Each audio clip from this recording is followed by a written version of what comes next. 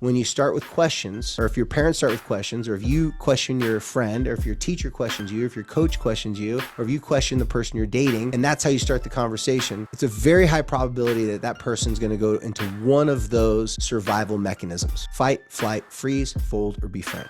Now, once I explained that triggers that type of reaction from someone, I explained to them it's because when someone's asking you questions, you don't know why they're asking you a question. In this example, if the kid comes home and the parent's like, "Hey, so did you finish the homework you're supposed to do last week?" And with the smirky look on their face, a little sarcasm, like I said, boiling irritation, that teenager's looking at the body language and saying, "Oh, this sounds like it's a trap."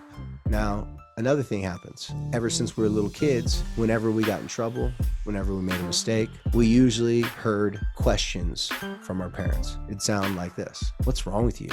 How many times do I have to tell you?" That type of addressing the situation only creates a reaction.